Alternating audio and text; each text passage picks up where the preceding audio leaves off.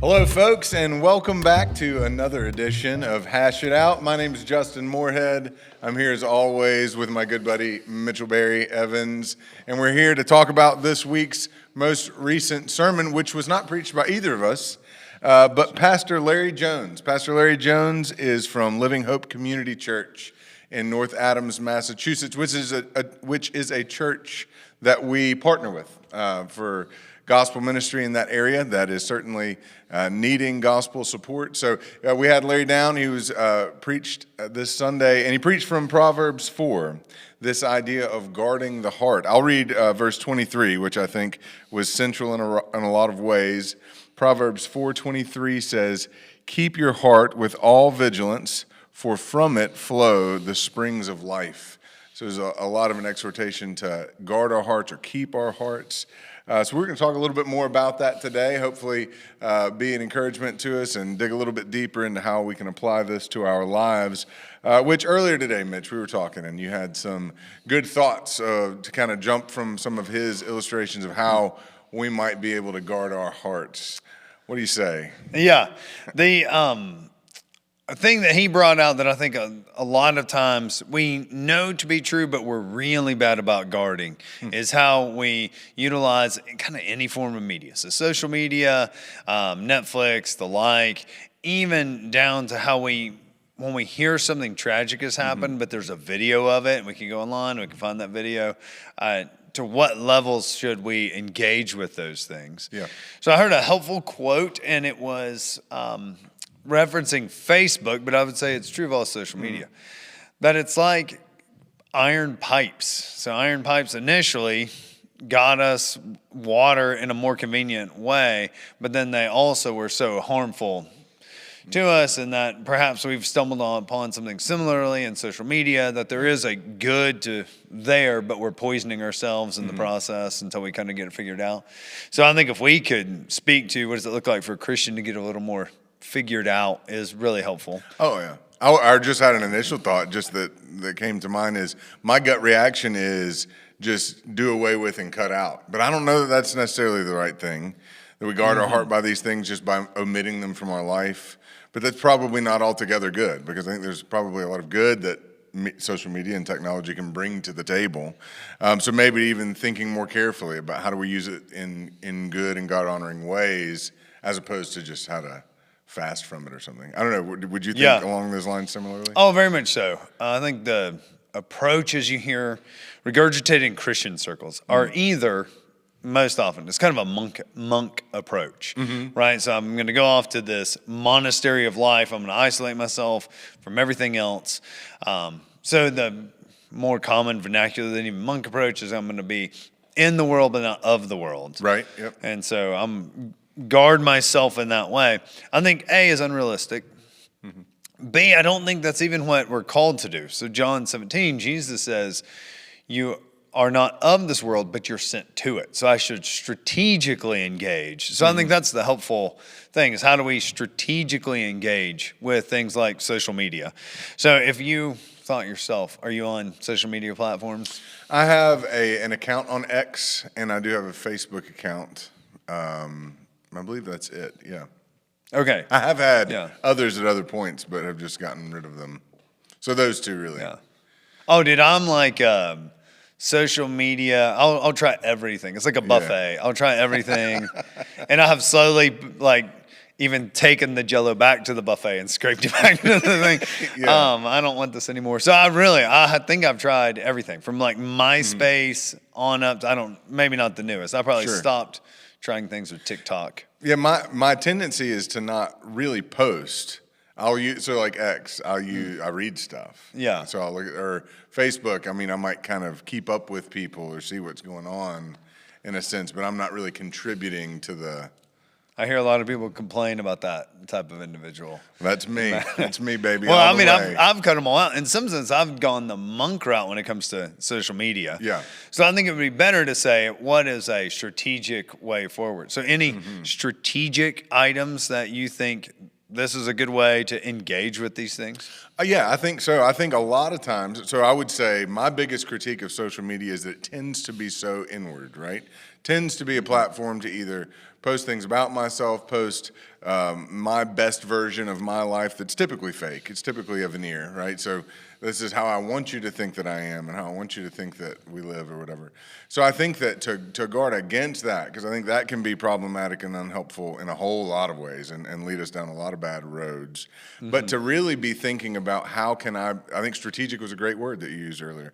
What's going on right now that I might be able to direct people's thoughts in a Godward direction, how I might be able to apply the Bible to something that meaningful in a meaningful way to something that's happened in the world.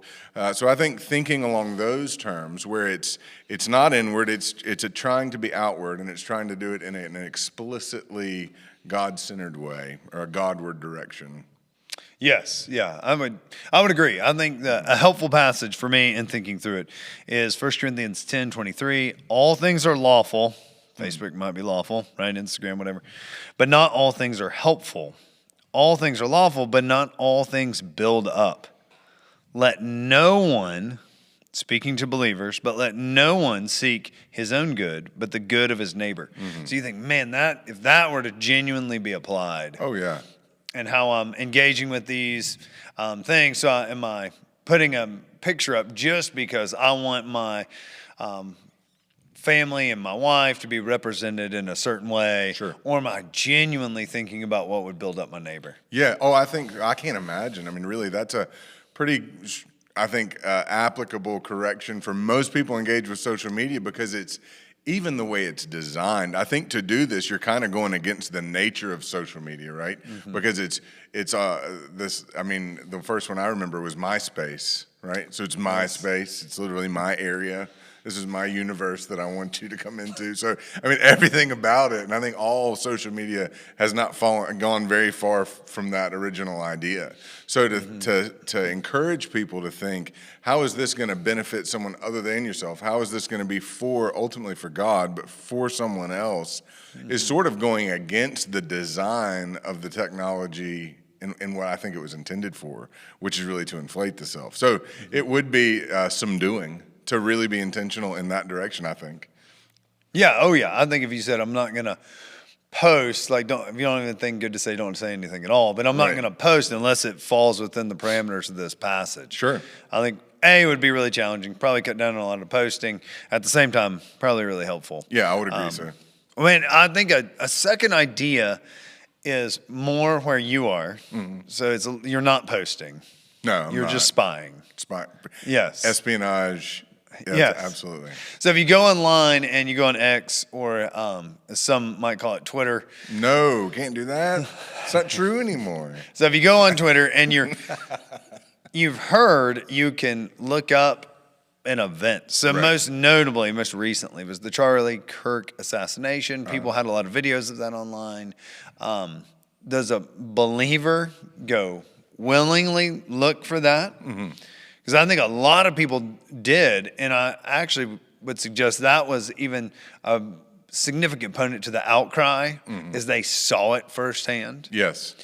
So, should a believer go look for those things? Do you say, nope, I'm going to guard myself from seeing that type of thing? I'm going to wait till it comes on the news. I want to see a censored version if I see anything. Do you have any thoughts? Yes, I do. I think that it would be, in that particular, just to think back on that instance, I think there was enough people early on saying, this is really graphic and really harsh. I saw it. You're not going to want to see it. I've heard a lot of people say something like that. I saw it by accident, whatever the case may be. Believe me, you don't want to see it. I think that there's some wisdom in heeding that and thinking, okay, because as grotesque as it might sound, there's a temptation there. For whatever reason, this was something that I've been told you don't want to see, you shouldn't see. We're going to have that impulse to think, well, maybe I should just go see it for myself. But I think it's good to think, okay, if that's true, if there's a graphic video of a man losing his life in this way, that's not going to do me any real good to maybe try to steer away from that. I think would be wise and helpful. And so I think that, just to follow that, listen to that. It makes a whole lot of sense. To recognize it as a kind of a sinful inclination or temptation to want to see something that you shouldn't see, that wouldn't be good. Yeah, I think there's another side of it. So on the one hand, yes, I think if somebody is going there for the wanting to see the explicit kind of gory event, you think, man, what are you hoping to gain by this? For sure. The other side of it is, I think our society, at the same time, we think we should shelter ourselves. So an interesting thing as a pastor is how many people don't want to be around death. So they'll say, man, I just can't take going to a funeral, or I don't want to bring my kids to a funeral, those sort of things. So it's a weird dynamic I think we're in, where I want to almost have this placid life where I don't think death would ever enter it. So I'm not going to put myself in those situations. Whereas I think generations gone by would not have seen something the world over, like the Charlie Kirk event, but they would be much more familiar with what it looks like for somebody to die. I do think there's kind of a double-edged sword there, where it would be, much to your point, if I'm guarding myself for kind of a bloodlust type viewing, then certainly. Yeah. But I think we also can go too far. Guarding, as odd as that may sound. No, I think that is true. I think that that's a right observation about the world, being unhelpfully uncomfortable with death, wanting to not be honest about the reality of death and some of those hardships is unhelpful. But even it made me think of that in Augustine's Confessions. He's walking through essentially his conversion, and one of the things that he talks about his struggle with sexual immorality and lust and a bunch of other things, but he talks about wanting to go to the Colosseum and watch people have these violent realities lived out in their lives.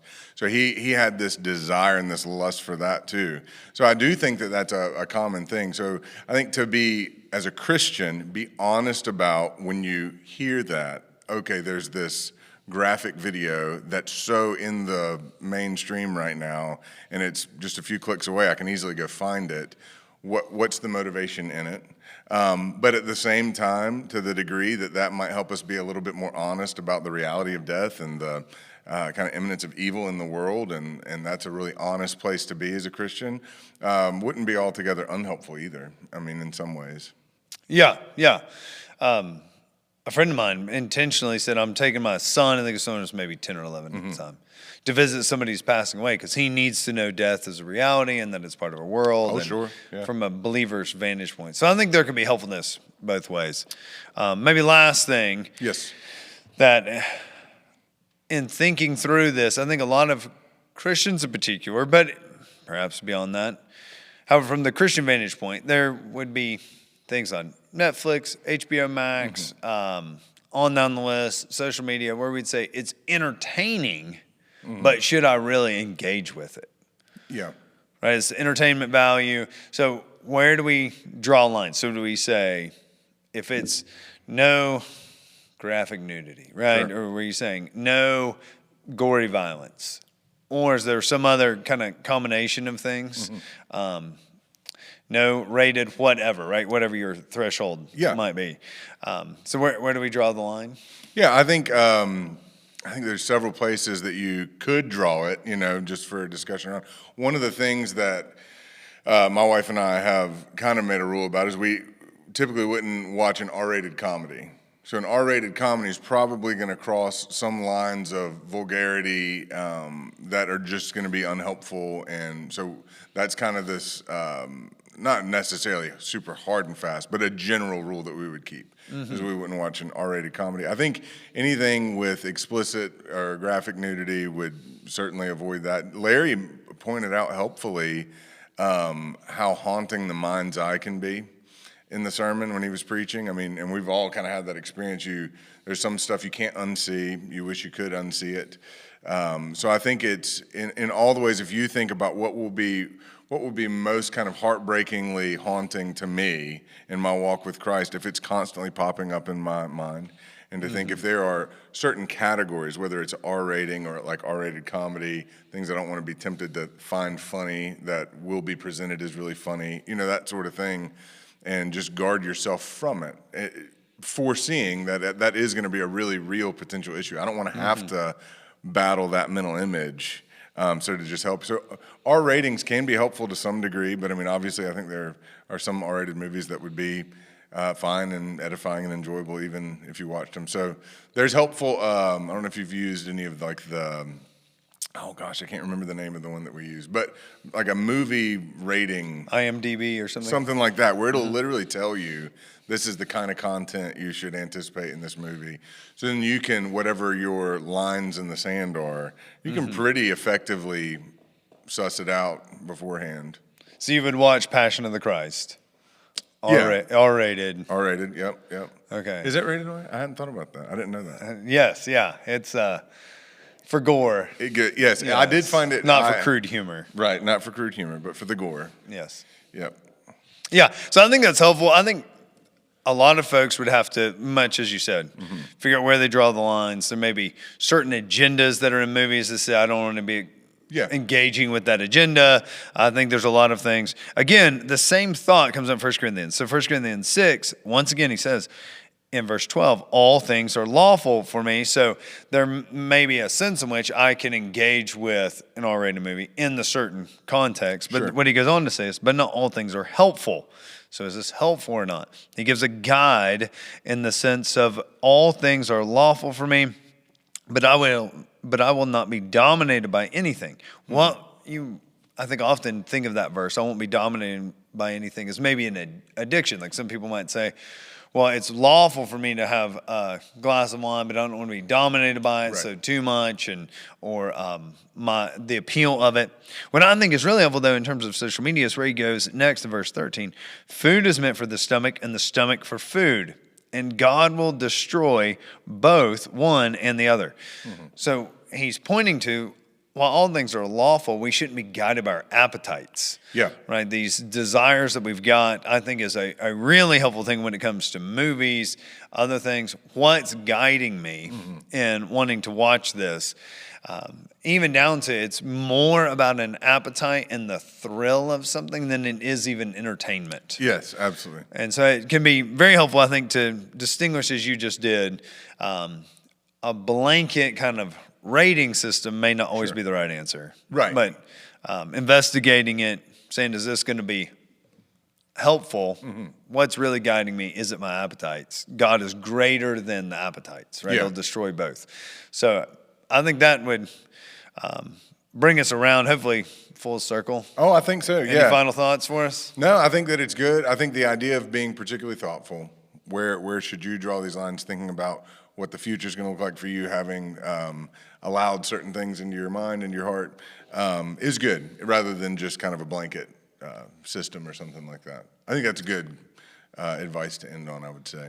Yeah. So, yeah, hopefully that we'll finish it here for this week then. Hopefully that's helpful, thinking about guarding our hearts, thinking about the significance, the importance of our heart, especially as the thing that God is most concerned with, what's going on with our desires and our wills and our emotions. So, yes, hopefully this conversation is helpful to you, and we hope we can catch you again next time on another episode of Hash It Out.